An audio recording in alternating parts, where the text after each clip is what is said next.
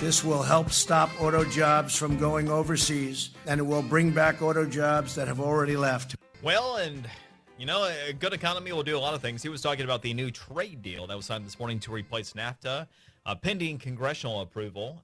But hey, when you have a good economy, it's funny how things that once upon a time were made to seem more significant are less significant, like government programs. Because if people are employed, if people are doing better, do you need government programs?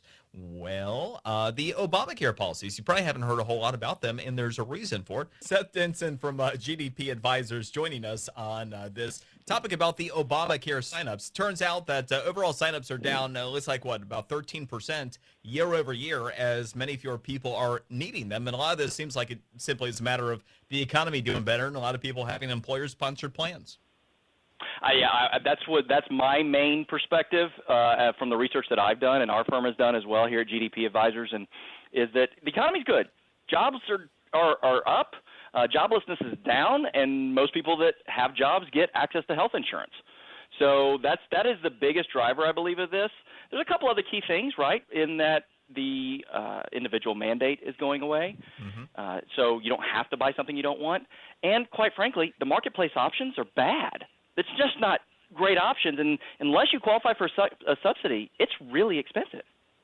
Well, and that's it. We had seen, even going back to when President Obama was still in office, we're getting down to some places having one option. I think there are a couple states that are down to literally one option because of everything that they have to do to comply with the law itself. So are we close to essentially Obamacare, the Affordable Care Act, collapsing under its own weight, as the president suggested?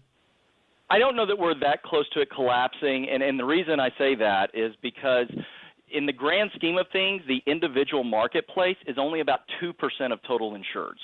So if it did collapse, and by the way, you know me, Brian, I've not been a fan of the ACA, and if it went away, I'd be okay with that. But we do need a strong individual marketplace, and I think the ACA has actually hurt that.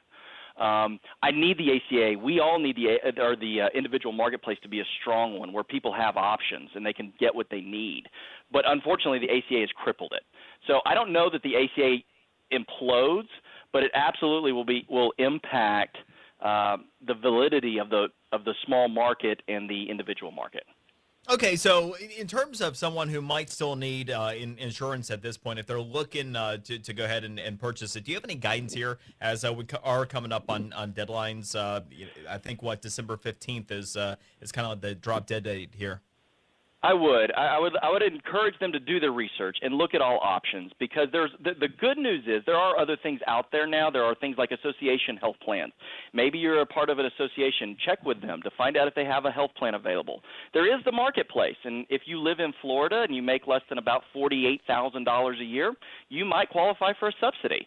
And so look at that. But also look at other alternative options like short-term health plans and even what are called medical share plans. There's some of them that are actually very valid and good, but do your research and see what's best for you. There's more options now than there were in the past.